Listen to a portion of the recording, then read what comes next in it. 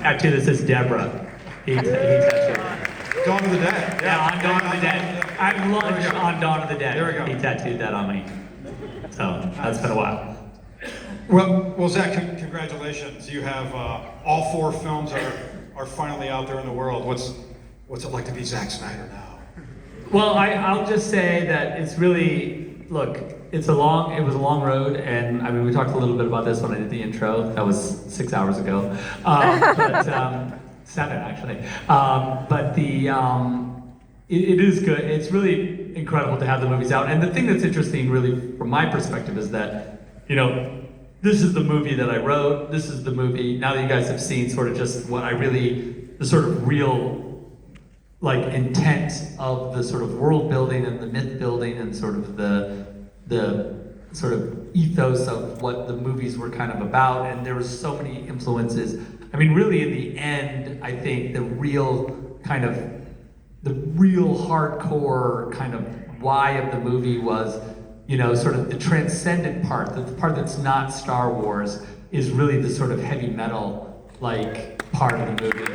I really feel like when you think about a live action heavy metal movie, that's really kind of what you got. That's what we wanted to do, and I really feel like that's we got pretty close to it. Zack Snyder saving us from the sea of sameness. It's being pressed upon us, I'm going to say, right? You are an artist of the highest order, in my opinion. And it's just amazing to see how intuitively you work and you put your visions out there. And I think that's just becoming more and more important, as we experience what we're experiencing. So just want to say thank you. Fucking amazing. I appreciate that, brother. Okay, so talking about the film, so in these 2 movies, we saw a shift. I mean, first off, from your titles, from Child of Fire to Chalice of Blood, and Scargiver to Curse of Forgiveness. I feel like the center of the circle moved a little bit. Can you talk about that? Yeah, I feel like I wanted to frame the movies in a slightly different way, with the PG-13 versions of the movie, which I felt like, really were about sort of appealing to a broader audience. I think that these movies really, what I wanted you to do is okay, we're gonna go, I'm gonna say, all right, take my hand, we're gonna go on a little bit of a journey. And so I just felt like the framing mechanism of those 2 titles, the new titles, were a lot more sort of in the weeds with the mythology and with the sort of world building that we had endeavored to create. And so I just felt, like the people that were into the ride would understand the new naming convention was about a lot of the kind of new attitude, I guess, of these movies. And we had a shift in that character focus as well, too, right? I remember you talking about that we're kind of going from a Korra-centric story slightly over to an Issa-centric story. And, that the tone of things changed. And I'll just say, that amazing poster, it's just mind-blowing. Sort of, moving over to Issa and the Isian myth, and all the lore of Motherworld there, right? We had the wolf and the shimmering skyworm wrapping themselves around her, and all of our symbol sets there. It was a shift. Yeah, and I think that the important thing, when you have that, because the Issa story really, when you look at the kind of the giant long look that we were creating with these movies, if there were 6 movies, another whatever, 4 or 5 movies beyond this, it really becomes a very Issa-centric thing, and Korra really becomes a servant to this sort of Godhead concept, and I think that's really, for me and for sort of the giant myth that is Rebel Moon, that was really important, that we start really establishing the sort of the gods of the world and understand that what their importance are and how they're going to come back and everything they're going to do. Yeah, I'm going to say that.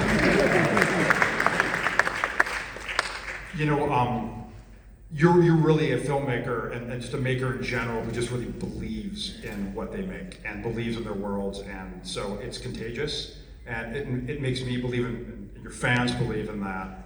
And I remember when I was first tasked to kind of come out of the project, and after I read the script, and I don't think this is unique to this movie, but I mean it's really particular in this movie, is that you create a universe that has consequences, and I think that that's really interesting. Is that your universe is not neutral, that it sort of inclines towards redemption. If your heroes sort of have the courage enough to kind of act and make it happen, but it sort of wants that to happen. Like there's a good underneath all this amazing fucking heavy metal, craziness and this madness. There's an ember of good inside all of that darkness, and I think it really resonates with me in particular. But I think your fans as well. Yeah, I think that's the sort of mythic core of everything. Is that I mean, for me anyway, the why of it is that there is this universal sort of truth that and absolute and well said through all the heavy metal insanity.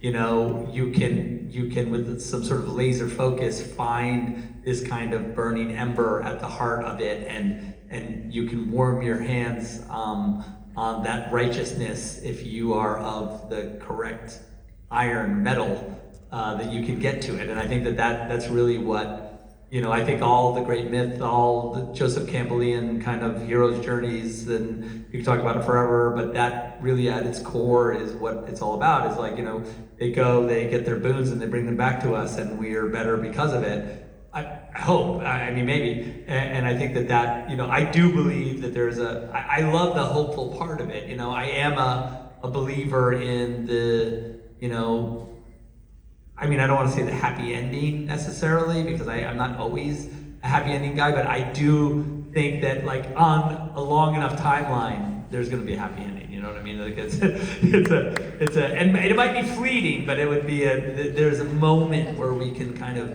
be redeemed. I believe in the redemption sort of story. I like that. Yeah, and I love that your characters believe it or learn to believe it as well too, right? And the path there isn't about belief, but it's by action, and I think that's just an epic action at that, right? I mean, I think that's just awesome. Yeah, it's like trial through fire. Like they have to there's a crucible of blood and fire, and when they come out the other side, hopefully they're better, or they believe at least. Maybe they haven't achieved it, but they think they see a way. And Mother World itself sort of and we'll get into this in a little bit, but sort of does its best to sort of get around those consequences, acts like it's a might makes right civilization, right? And the crimes or the sins it's created against the universe sort of have a response, right? Sort of create the circumstances in which in Isa, not just this, but in Isa will arrive and redeem the universe, right? Yeah, because otherwise there's no, kind of on that note, the idea of myth in general, like this concept of myth, requires the sanity of the universe has to create an Isa. Almost, otherwise it's pure chaos, and there's no redemption or anything. So to my myth-making mind, the crimes of the mother world always will be answered by an Isa at some point. So that's just cool. Yeah, and you had said chaos, and just because we're getting deep in this, it was something that was always in the back of my mind, of that this is sort of a struggle of law and chaos. I mean, got my Michael Moorcock on, and just sort of it seemed to rhyme with that in a lot of really interesting ways. Yeah, no, absolutely. And I think that the story of the mother world, in the end is they have this pretend order that they superimpose over every single thing that they come across, and I think that this sort of make-believe version of their world, that they want to make everything them, no matter where they go, and I think that's this kind, but it's kind of a bullshit version of order. But in the end, if our heroes have the metal, they can rise beyond that and sort of reorder it. That's what Isa's kind of job would be eventually. I love that. Yeah, that sort of unification by force. That they're smothering and make it small and simplify, right? And even that was sort of behind the design of of the alphabet, and right, and their symbol sets, about making things geometric, simplifying the language down to as few characters as possible while maintaining English, that sort of thing. Kind of, again, just crushing things down and to control it, like that sort of. Yeah, Adam designed the all the fonts for the Mother World, and when we were talking about what they should be, we had a lot of these conversations about like make sure, because there's an ancient version of the sort of Imperium writing, which is like a little more scripty and a little more beautiful and elongated. But then as we get closer to this version of the Mother World's forces, they get more and more like simplified and boxy and squid, like more. They're trying to make order out of chaos, and the script kind of tells that story. So it's really, we tried to do that in every way. Like when we were working on the movie, like all aspects of design, whether it be the costumes or even the sets and everything, we would always have these philosophical conversations about like, can we superimpose another story on top of the design story that you see, sort of the aesthetic simplicity of what, okay, the guy's got to dress like this in order to he doesn't we can't have him naked, you start there. And I think that but then you say like, oh, this would be a cool uniform. And then you say, okay, but now that we have a cool uniform, how do you deconstruct it and superimpose onto it these kinds of little stories so that every little design element of the movie tells a greater story about the world, and I think that was fun. For me, it was super fun to kind of do that because when you're creating something like this from scratch and you don't get anything for free, there's no location that you can go shoot at. You always, now you have to think about all those things all the time, as far as, what does this say? What does that mean? And that's a fun part of making the movie.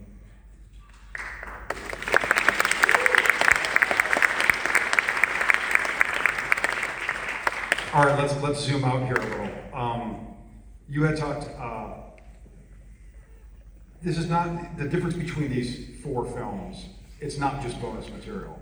I mean, you have different selections there are different assemblies, different shots, different color, right? Different color, yeah. Yeah. And you had said to me, and I found this incredibly interesting, is that there's slightly different stories, and that led to a conversation about what happened over time. Yeah, we were saying that if, for instance, if we made more movies, that the R-rated version of this universe would start to separate from the PG-13 version of this universe even greater than it does in this version of the movie.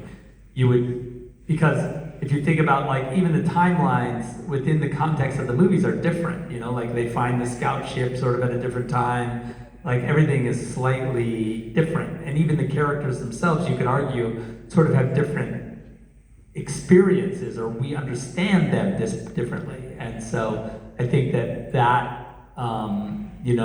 over time would make itself, it would compound itself over time and really start to sort of separate the two universes. So that's a fun thought experiment that we could probably spend a couple of weeks talking about, but we don't have to. That's cool. And maybe sort of getting into some of into the particulars here. We had talked about Isa and sort of the thrice-born redeemer, I think is a phrase that we had used in the past. And we see sort of glimpses of previous incarnations in the background of some of these, in some of the scenes in here. And I don't want to talk too much about that, but it's kind of interesting. Well, yeah, there's that cool painting where she's blowing the giants up, because we have there's this whole mythic battle that happened sort of in an ancient time on the Mother World, where there are giants that walked the planet, I guess is the Earth, you want to say, but it's not really the Earth. I guess it's Earth. Anyway, and so Isa was called into this, Isa was born and sort of came into her powers during this huge struggle, and that was one of the myths that we've talked about, is where she blew those giants up. Because you can imagine that the collies would eventually, if they were to free themselves from all the dreadnoughts, because every dreadnought then probably has a collie in its engine room that, if given the right circumstances, could be released, and those same goddesses, if they were walking the earth, would be formidable in a conflict, I think. So that could be a cool because and then even if you look at the sequence where they're in the garden and Belisarius and Cora are talking, Arthales, I guess at that point, are talking about killing the princess. If you look closely, there's all these like giant skeletons like in the ground all around in the field. So through some zombie magic, they could be resurrected, and we could have like a skeleton versus collie battle at some point.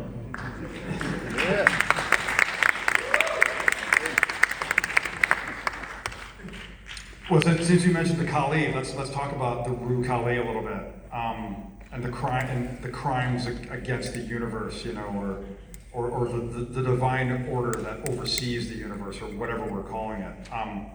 One thing I always found really provocative is when you describe the Kalis to me for the first time, and the metaphor that arose from that of literally we have these these giant women, these atomic Valkyries that are from like this higher dimensional order that through trickery, right, are pulled into our prime material realm, and sort of their bodies are bound and then used to fuel the war machine. Like, there's just, again, this is sort of one of those glimpses that I think, these glimpses that you have and sort of bring it to the surface, and it's like, holy shit, that's fucking genius, right?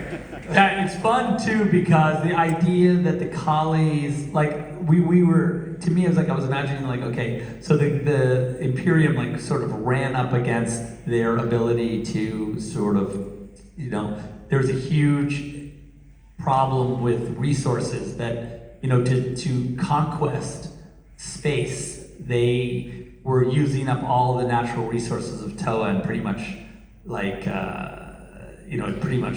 or Moa, sorry, of Moa, and pretty much had like, were exhausting their own world. And so the high priests of their world had divined this other dimension, and literally that there's this animated film that we've been working on. I don't know if we're going to make it 100%, but we're working on it.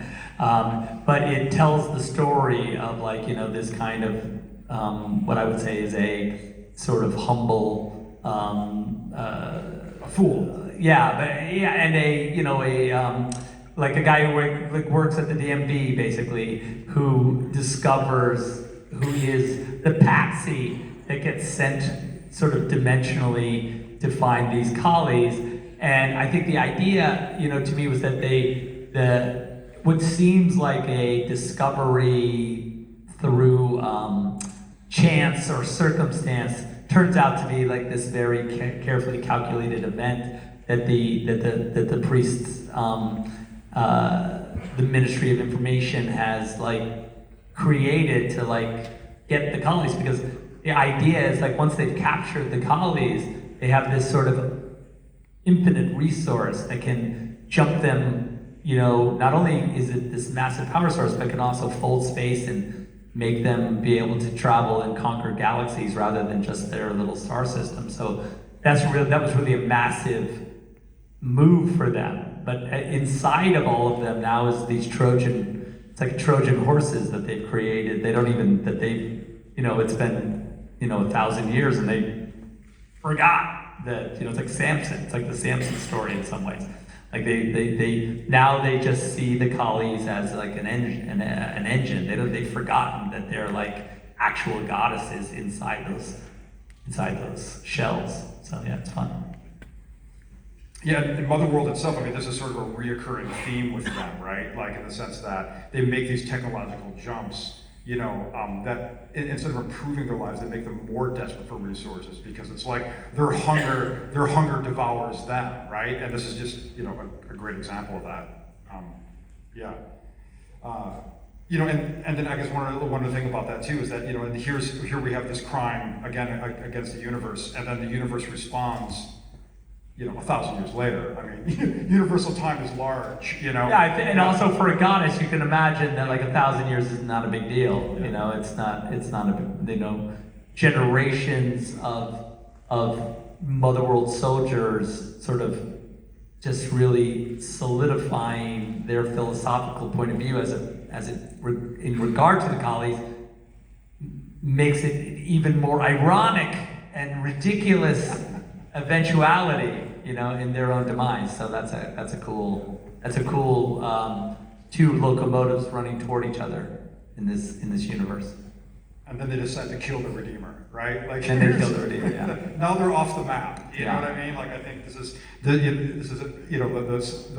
Imperium is sort of, they're off the rails. There's no, everything's crumbling around them. I mean, this is sort of it. Although it seems like, I think the Belisarius, the idea of killing the princess seems like a really great idea and feels like the only way forward. And I think that's a cool and incredibly short-sighted. Yeah, the logic is sound. The logic is sound, but sort of in a cosmic sense, it's like obviously you just put a gun to your own head, and that's exactly what that is. All right, I want to talk a little bit about Toa, the first 20 minutes of the director's cut. One it sort of rhymes with this idea, that this might makes right. It's so Roman and biblical, right? And it feels like end times, and just based on what we were just talking about, not only end times for Toa, but also a civilization that does this to other civilizations can't last. That this is like they're turning the universe into a literal hellscape. And this is the first scene where we meet the priests and the teeth. Yeah, we get more teeth in this movie. Obviously, I have some sort of tooth dental obsession. The soul is in the teeth, Could be. We don't know. But it's a cool metaphor. For like snatching something, like taking a prize, from, it just seemed cool. I don't know why. I was like, maybe there's like a picture frame with thousands of teeth on it, and whoever they kill, they like take the tooth and they put it in, and it's mosaic. I don't know. But does that sound cool? I don't know. Maybe it could be good. Yeah, that's like this is what it sounds like. Well, I think it really provokes some interesting ideas, and I think, although the teeth, you might say, is more symbolic or ritualistic, we do have a scene where Noble orders after killing, whatever the guy's name is, from Providence, right? That they get the information out of him after they kill him. Yeah. They should dissect his brain and dissect his brain, information out of it, right? So we have that, and we'll touch here in a minute. We'll talk more about Oracle Steel in a minute, but we have this idea that, and I'm gonna even throw like sort of the bloodline as well into this, is that substance, especially biological substance, is not only in principle, but holds memory or certain kinds of information that is indeed extractable. Sure. Right? That it's I mean, look, we always, at best, when you teeter on at the edge of magic, like when you have, it's cool, like, because with a sci-fi movie like this, and especially something that's like slightly, comes from like a heavy metal universe, you want always, for me, like you want always like this idea of magic and this idea of sci-fi to be like, braided together, because it, and when I say magic, I just mean things that like are inexplicable, right? So the idea of sci-fi is like everything's explainable. And the idea of like this magic thing is like, oh no, you can't understand this. So like trying to understand it is a folly. And I think that to me is really the fun of a universe like this, because you'll always have this larger mythological thing that will come in to trump everything that you've kind of designed, which is, and I think that to me the teeth also, it's a gruesome and because it's industrialized by the Motherworld's army, it also shows at what level the sort of barbarism has risen to, you know, like I think and also the sadness of Issa's portrait, right? So you can imagine that what happens, like Issa died, and they were like, oh, we loved Issa, even though we killed her. We love Issa, we think she's amazing. To justify our barbarism, we're doing this in the name of like slain child. And so that makes it cooler, you know, for them. You know? It's cynicism at the highest order. Yeah, it's really right? sad. It's really coolly, ridiculously bad. Well, so getting at these enigmas here, and I'm going to put two on the table here that really blew my mind, and it took me a moment to wrap my head around them. One was, while we're talking about Issa and the portrait, is the idea that glass plate photography has a place in your science fiction or science fantasy universe. And again, it took me a moment to wrap my head around, and I fucking love it. Like, it's just, can you talk about that a little bit? Yeah, well, it's more that Steve Berkman has a place in my science sci universe, probably. No, just kidding. I mean, not kidding, but no, yeah, I just thought, there's something also that, you know, Steve, I don't know, Steve, are you here? He was here earlier. Anyway, Steve took those photos, and he took the Wonder Woman photo in BBS, and he's awesome. And he has this amazing books. He's an amazing artist. You can go buy all of his stuff because he's awesome. But what happens is, like in that photo of Issa, it requires a super long exposure, right? In order to take a photograph and depending on the light, but like in this case, it was a super long. I think it was like a 2-minute exposure. I think he's not here.